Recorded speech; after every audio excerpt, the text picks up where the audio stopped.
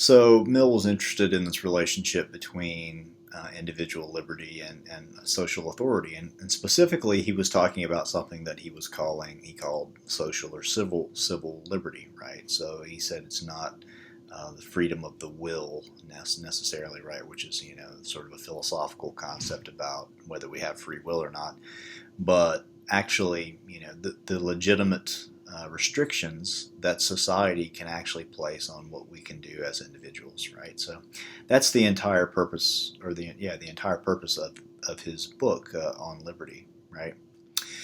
So he starts off talking about gives sort of a historical perspective, right, of how authorities and states have interacted with individual liberties throughout history, right? And he says, well, the old threat to individual liberty were these despots and tyrants and things like that, and or a small ruling group, who set up their own government essentially, not to protect the liberties of the people, but rather they set up their government to benefit themselves, right? Just like Thrasymachus was talking about, and the Athenians were talking about, back in the day, that's the way the governments actually worked. So, he said in that case, the government itself was actually an enemy of the people, right? And the people essentially existed to serve the interests of the ruler, right? And he said, but that's not the only threat that he's interested in, right? Because that was the old threat, and he said,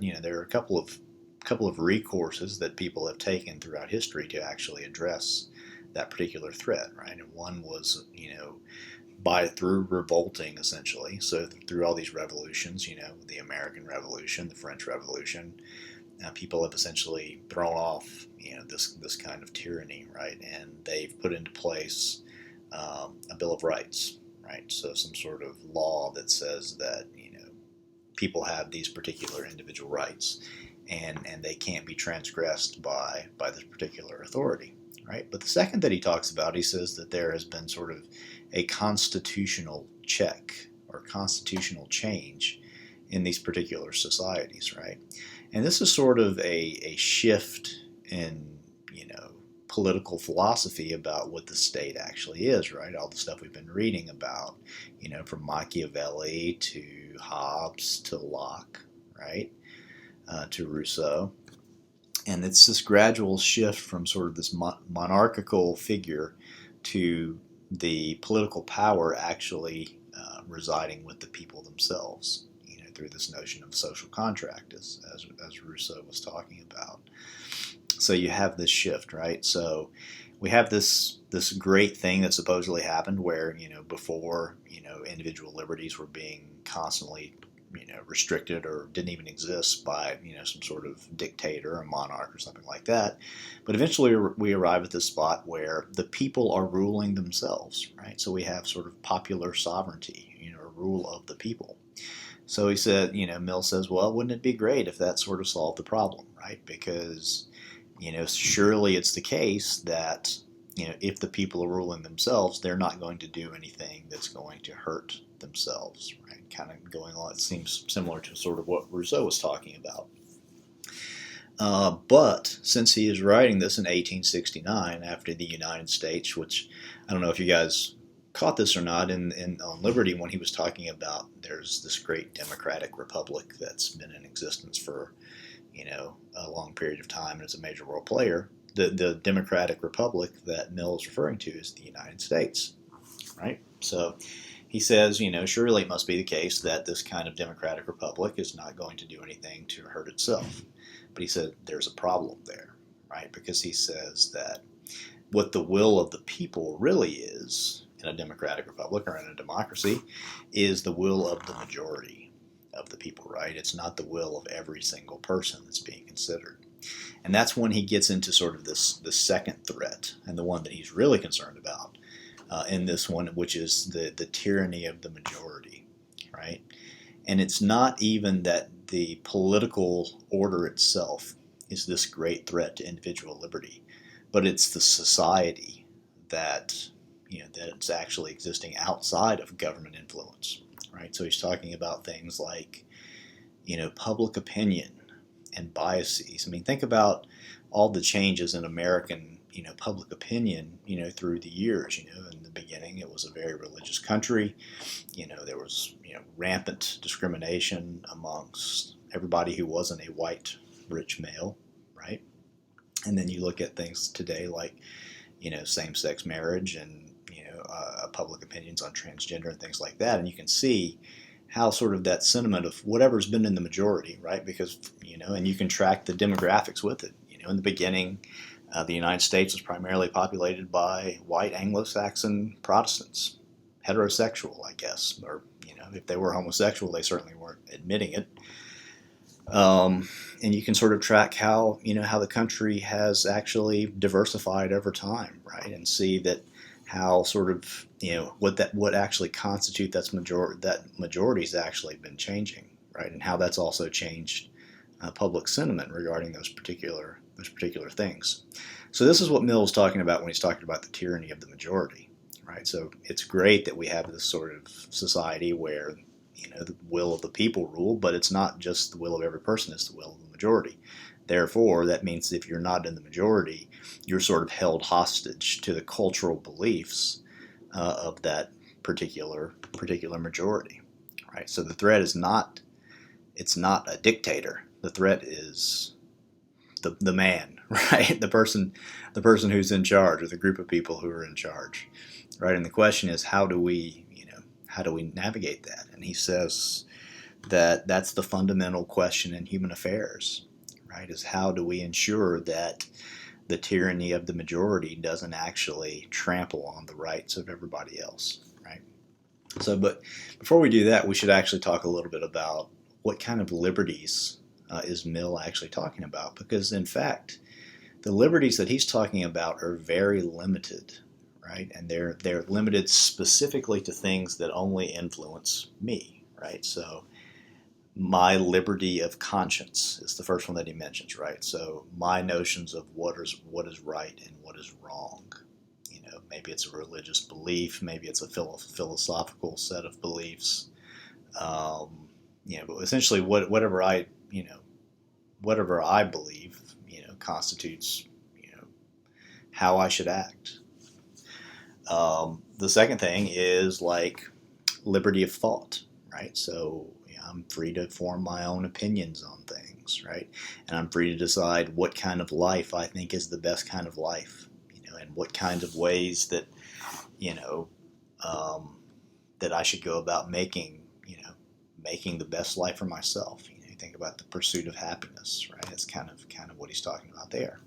And the last one that he talks about is sort of this freedom of assembly, right? And that's being able to actually get together with other people who have that, similar mindset, or get together with people who don't, right? As long as we can have the freedom to associate with whoever we choose, right? But the thing that you have to remember about all three of those particular category of liberties is that they're all sort of, at least, maybe with the exception of the assembly a bit, but they're all internal, personal liberties, right? And they're liberties that, as long as I keep them to myself, they don't affect other people, right? So those are the liberties that Mill is talking about when he's talking about legitimate, social control over those things. So society shouldn't be able to control what I think, right? They shouldn't be able to control what I think is right or wrong. They should be able to control my beliefs on God. They shouldn't be able to control, who I want to be friends with. I don't know if you guys have read, 1984 by George Orwell, but you look at that society of Big Brother and you can see that that is precisely, those things are precisely the things that society is set up to do, right? So you've got this double speak and Big Brother, and, constantly you've got the Ministry of Truth, right? And all these other things that are set out specifically to control those liberties that Mill says shouldn't be controlled, right? So you have those things, right? And they shouldn't be infringed upon. But Mill says that there is one case where it's actually legitimate for society or the government to control those things.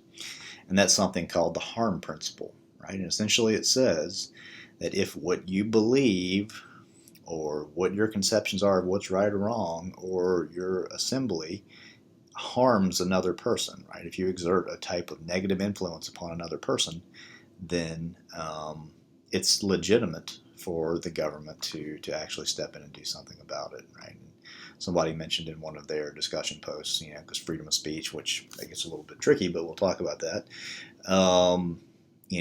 We have, in the United States, we have freedom of speech protected in the First Amendment, right? But freedom of speech itself has limitations, right? We can't just go out, we can't go into a crowded movie theater and, say, scream fire, right? Because it could incite a riot, it could actually cause harm to people, right? Or we can't go around, using hate speech all the time because it can actually cause harm to other people, right? So you have this harm principle in place. But of course, so I mean that makes sense to us, right? I mean, it makes sense that we have the liberty to do what we want to do for the most part, as long as we're not harming somebody else. That's, as he says in the essay, that seems like a truism, right? It just seems like something that's obviously true.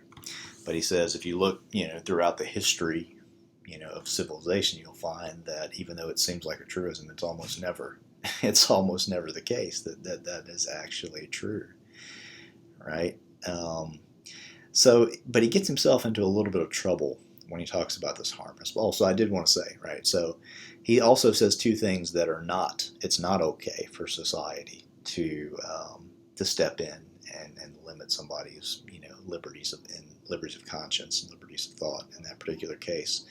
The first one is if that person is going to harm themselves, if their particular beliefs, their particular religion, whatever, is going to lead them to personal harm. He says it's not legitimate for society to step in and say you need to force somebody to change their beliefs regarding that. He says, in that case, it's perfectly reasonable for you to sit down and have a discussion with this person and try to persuade them and rationalize them, but it's not legitimate for you to come in and force them to change their beliefs. And the second one is for moral reasons, right? If society believes that, let's say we lived in a religious society, right, a theocracy, and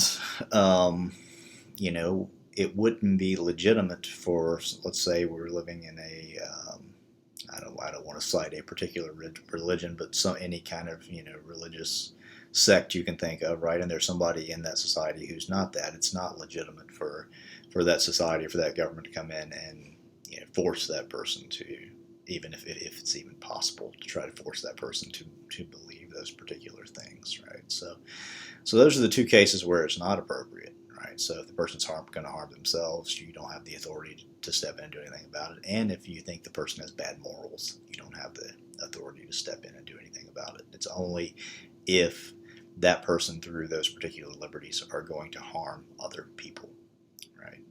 But of course, that begs the question of what do we mean by harm, right? And even later on in the book, Mill actually has to distinguish harm versus offense, right? Because harm, is it really harming somebody if I hurt their feelings, right? So versus actually doing bodily harm or psychological harm to somebody, right? So right away, even though it seems like it's something that's an obvious truism, it gets complicated when you try to start defining what you actually mean by harm. Second thing that Mill does that gets himself into trouble, right, is he says that not only can you harm somebody by doing something, but you can actually harm somebody by not doing something, right? So it's, in the Bible, they talk about sins of commission, doing something, and sins of omission, not doing something, right? So same idea, right? And of course, now that he does say when he's talking about that the doing something to somebody is the rule and not doing something to help somebody is an exception. But he says that there are enough cases out there where, if you see somebody drowning and you decide not to help them, society has the legitimate authority to go in and try to change your beliefs or punish you even for not doing that particular thing, right? So, or making laws regarding that. And he says that those are the exceptional cases, but those cases do exist and they have to be put into place, right? Those sort of rules and policies that govern the way we think about this and the way we act, in those particular situations. So, but then of course, you start getting into this murky territory of like, well, what counts, right? What are the things that I should actually do, right? I mean, obviously, it makes sense to say that if somebody's drowning, then I should jump in and save them, even though that's a morally disputable thing, right? But what if it's somebody that's homeless, right? Am I morally obligated to, or politically obligated? Even in this case, am I politically obligated to actually help that person out, right? Should I give them 10% of my income, or should I invite them home? Does that count, right? And Mill has an answer to that, and this is true for all of this stuff. And this is one of the things that actually distinguishes Mill from Rousseau, Locke, and Hobbes, right? Mill is not a natural rights philosopher, a natural rights thinker. He doesn't believe that people have these natural rights. Everything that Mill argues for in these particular cases is based on his idea of the principle of utility, right? And utilitarianism, as I was saying earlier, is a moral philosophy, right? And it's a moral philosophy that argues that the right thing to do is going to be that which maximizes the greatest amount of happiness or utility, however you want to define it, for the greatest amount of people, right? So acts themselves are neutral. Until you factor in this notion of utility, right? So if it's factored in some ways and society decides that, by my, inviting this homeless person into my house, that maximizes overall utility, then I could be punished for this act of omission, right? Where I didn't actually help this person out when perhaps that I should have. Right? So it's this principle of utility, and it's the same thing with the harm versus offense thing. Right? The principle of utility is the thing that decides whether, society makes rules that regulate, my individual liberties and how I should behave in those particular cases. But anyway, I wanted to say that's important to note, that he is not a natural rights philosopher. He is a philosopher who relies on this principle of utility. This is what drives him. And society itself is the one who actually makes those distinctions. Society decides as a group, where the limits of harm or help actually lie. Right. So going back to, and this is the last point I'll make, going back to this point about, how do we decide, how do we regulate, how authority and liberty actually interact. Well, we didn't read it for this point, but ultimately Mill makes the argument that it's freedom of speech, right? And having this freedom of speech that's tied to sort of our freedom of thought. And if we live in a society where people are free to express their opinions, and once again free to assemble, that's another reason that, those are two of the fundamental liberties that he actually lists, right? It's not a coincidence, especially when you're thinking about utility. Because he talks about in this paper too, when he's talking about utility, he's not talking about just what's happening now. He's talking about man's progressive nature, he calls it, right? And he believed that man as a rational creature, and if you have this freedom of liberty, freedom of thought, freedom of expression, freedom of assembly, if you have all those things together, eventually you're going to be able to settle on a rational and a reasonable solution to this problem of, specifically the problem of the tyranny of the majority, right? And people are going to become more enlightened, and hopefully people are going to become more diversified as societies, as the power dynamics in societies continue to shift. So anyway, that's what Mill thought. That's what he hoped would happen based on the protection of these particular individual liberties. And it would seem that, if you look at our society, certainly there has been progress made. You would like to think, even though, there are some disturbing trends in our society and negative things happening, I certainly think we could argue that things are more equitable and more just now than they were 50 years ago, 100 years ago, 200 years ago, certainly. So anyway, that's Mill on liberty and his, sort of, narrow conception of individual liberty and how it actually plays out in society and how it factors into the principle of utility, right? So this week we're doing a bit of a detour, right? We're kind of stepping out of this liberal tract into Nietzsche, into Nietzsche's land, and sort of Nietzsche's, and it does follow on a bit, right? This is Nietzsche's explanation of how Western morality, what we believe, perhaps the tyranny of the majority, how we actually arrived at the culture and the moral beliefs that shape what we think is right or wrong. So I think you'll find it interesting. It's certainly provocative. There may be maybe a lot of things you don't agree with, but stick with it. And I'll post a discussion question tomorrow. If you guys have any questions, let me know. Hello, everybody. Welcome to week 12. Hope everybody's doing well. Happy birthday to the United States Marine Corps. Semper Fi. Tomorrow's Veterans Day, so yeah, if you know a veteran, you are a veteran, say thanks for your service. Okay, so quick announcement before we get started.